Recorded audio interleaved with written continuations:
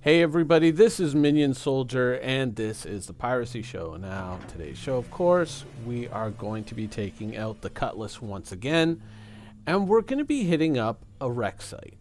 And the reason why we're doing this is because I kind of wanted to talk about kind of the balance in the economy of the game and how it appears. Not is, in my opinion, but appears to be so heavily skewed towards trading. Now, the reason why it appears that way, I think, is because right now, salvage missions, going down and picking up either packages, recovering black boxes, things like that, whatever whatever cargo you find lying around is generally not that high volume. It's also got to be something that's easily transportable by yourself. I mean, when you go and you do trading missions, you get the big cargo crates in your ship. The little ones, not so much. And so when you're going around and picking these things up, there's a very limited quantity that you can pick up. And there's also a limited quantity that's available to you on the site. So there generally isn't that much reward to doing this right now.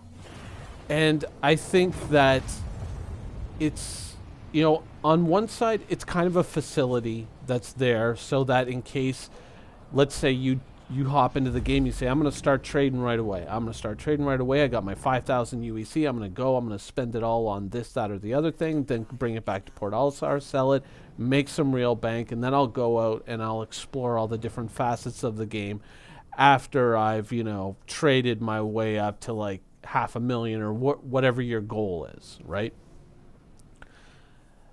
And if that player has a disaster along the way, let's say the game crashes on them while they've got their cargo hold filled with every dollar and cent they have, they can still come back and hit up a few easy missions or hit a site like this and kind of make a little bit of seed money to move themselves forward. Certainly that's what I've done. And I've illustrated that over the last few weeks where I literally wiped myself out and then had to rebuild myself from scratch, only having the ships that I currently have that are flyable in game. And for right now, I think that that's where Salvage kind of sits. It's kind of a safety net in case disasters occur, but it's also kind of, it's in its nascent stage. There really aren't the facilities to truly take advantage of these wreck sites. Now, hitting this Caterpillar wreck, for example, is going to yield a few crates. Maybe at best 250, maybe 300 UEC. It depends. But this is a wreck site that I've hit many times in the past. I've generally memorized exactly where it is. I can hit it again and again and again, but the truth is I don't need to anymore because the extracted value for the time spent is nowhere near what it could be doing simple trading missions. Even trading something as mundane as aluminum would net me far greater profits in this ship for time spent than doing this.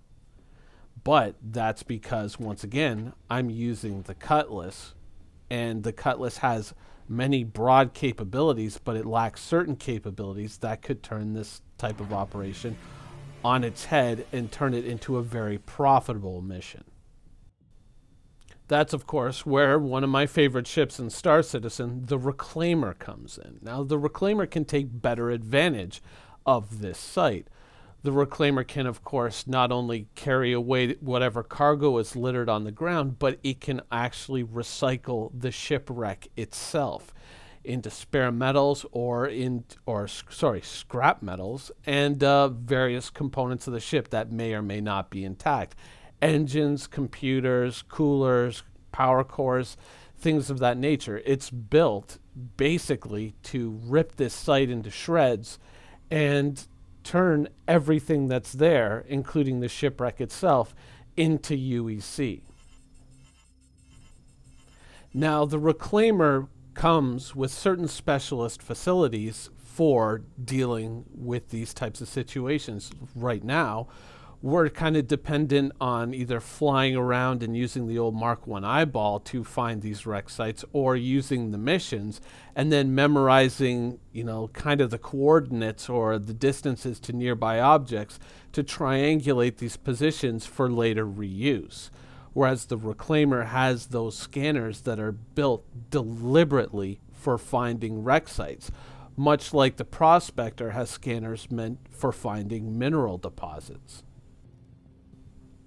Also, the Reclaimer comes with its own set of tractor beams. Now, you might think, well, really, what is the use of these things? Well, one of the things that you may have run into at some of these sites is the larger crates that apparently you just can't pick up or can't move. Now, if you're at a site here on a planet, or if you're at one that's just floating in space, you look at these crates and think, geez, man, if I could grab these crates, there's probably like a lot of money in these crates. Well, the tractor beams, even the tractor beam on the Cutlass might be able to pick up some of them, but you have to think that the tractor beams on the Reclaimer could probably pick up much larger ones, allowing you to clear out a site much more quickly. Now, for these reasons, this kind of creates a ship that, at the first glance, from a soft assessment, is amazing. And it's one of the reasons why myself and so many other people have purchased this ship and have been eagerly awaiting its arrival. But that's also its biggest problem. Even if you take the facilities that this ship has specifically for doing this kind of work, its biggest problem is it's just too awesome. And you might think that I'm kind of like lining up a joke here, but I'm not. It is just too good. The idea of just exploring in deep space and being able to go wreck diving and finding all kinds of cool shit, making money, crushing up all these ships internally and turning them into scrap metal. It sounds like a lot of fun. It sounds like a really chill way to earn a living in Star Citizen and have a lot of fun exploring the universe. But that's kind of the problem, is a lot of people are going to see it that way. And the problem is chances are, whatever server you're on, you're not going to be the only one doing this. So what happens when two Reclaimers, find themselves at the same spot trying to eat the same caterpillar? We might start to see a lot of really heavy Reclaimer on Reclaimer violence in the PU. In a weird way, I used to make videos where I was talking about owning a Reclaimer, and a lot of people were kind of going like, why do you own a Reclaimer if you're a pirate? What good? It's not even a real pirate ship. And I was like, well, it's got all these great facilities all in one, so it kind of would be a heck of a tool for a pirate to have, to not only be able to take a ship, but then to totally tear it apart, piece it up, and then sell out the parts. That would enhance your returns. But people would say, oh, well, what's the combat potential? It's not really a combat ship. And the truth is, chances are this is probably going to be one of our first big tastes of capital versus capital combat. The potential for two Reclaimers to run into each other over, a salvage site and end up in conflict over the salvage rights seems inevitable in the universe. It seems that is probably something that is going to happen fairly frequently. And so chances are these are going to be the first big ships to really duke it out. And it kind of pays, I think, to, if not, be able to make some direct moves in terms of what to buy and what to supply yourself with. I think it pays to think about that potential conflict that you're probably going to see at some point in the PU, hopefully in the not too distant future. You're going to have to start to look at things and say, you know what, when I'm at a site and when I'm running around or when I'm doing, whatever, using the claw to pick things up and cut things up and tractor in cargo, I'm going to kind of need somebody on scanners to be watching, to be, to make sure that somebody doesn't drop in on me at an inopportune moment when I've more or less, occupied with something else, and getting those first few shots in that could be crucial in determining who wins the battle. You're going to need somebody to be watching out for you. And I think it is going to be one of those ships that really kind of influences people's thinking in terms of bringing an actual crew along with them, or looking at the possibility of having NPCs, maybe not so much in terms of, being able to man scanners, because the functionality of that is something that's, well, I think that we'll have to wait and see. But, at least having maybe, say, a few NPC wingmen in what? See this big creeping shadow that comes in? I wanted to leave that in the video because, I'm talking about this and all of a sudden this giant shadow comes looming in. I mean, technically in the future, that could be a reclaimer that comes looming in. And while I'm running around picking up these crates, all of a sudden a giant claw comes down, scoops up my cutlass and flies away. Like that's something that could literally happen. And it's something to think about, having somebody in the ship there to kind of stand watch and to be on scanners to make sure no one's sneaking up on us is going to be an important thing. But also having, say, like NPCs to guard your ship, that could be an important thing as well. Because, if a reclaimer is kind of sneaking up on a site and he sees another reclaimer, if he sees a few angry buccaneers kind of floating around the reclaimer and kind of standing guard, that might give him pause. That might make him stop and think about it, which could also buy you time to kind of say, hey, now that I've seen this guy coming at me, what do I want to do?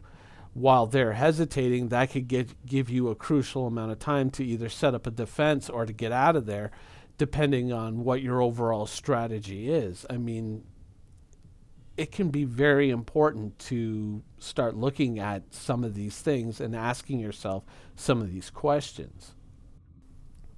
With the economy being the way it is in the game right now, it's easy to see how even on a Caterpillar doing the most mundane cargo runs, you can afford to pay your crew a pretty decent wage. I mean, if there's a lot of people out there in your org that are like, well, I just have an Aurora or something like that, through even something like a Caterpillar, which is still kind of a mundane ship, more or less like an armed cargo hauler, you can still afford to make them a decent amount of money with the economy the way we're seeing it now. With a Caterpillar, or with a reclaimer, I mean, think about this wreck site. How much is all this scrap metal potentially worth?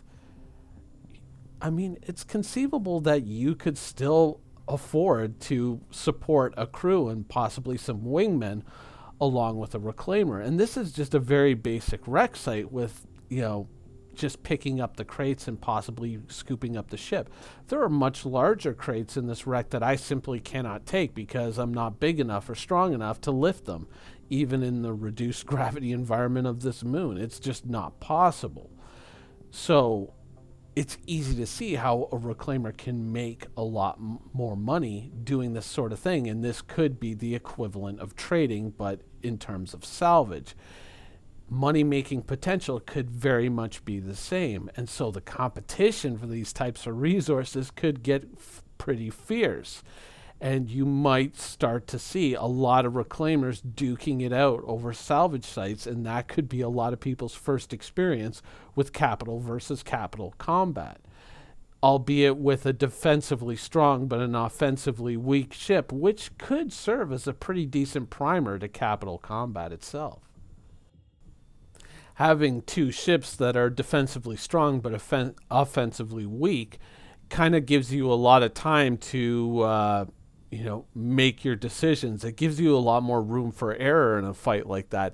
So it could serve as a decent kind of, set of training wheels to learn the ropes on before you do it for real in an Idris, a Polaris, a Hammerhead, or a Javelin. I mean, think about it. I made a joke about it earlier, but I would say that there's probably a very strong chance that at some point in the near future, hopefully, fingers crossed, we're going to start seeing threads on Spectrum where people are saying, look, man, look, I was just going down to this rec site. I was just trying to get some crates, get some money, get myself back on my feet, blah, blah, blah. And then all of a sudden, some giant claw came down out of the sky and just scooped up my 300 and flew away. I think that would be hilarious, and I cannot wait to see those threads. And I mean, realistically, that's possibly something that will happen. You know, I mean, there might be some mechanics involved. Maybe you got to take the shields down or disable the ship first. But realistically, I mean, that's something that I could see happening. I hope, you know, you guys kind of see it the same way I do. But if you don't, oh well. But, you know, these are very real possibilities and questions that I think that need to be asked is, if you own a reclaimer, how do you intend to support it? And how do you intend to use it or abuse it? Anyways, that's the show for today. I hope you guys enjoyed it, and thanks for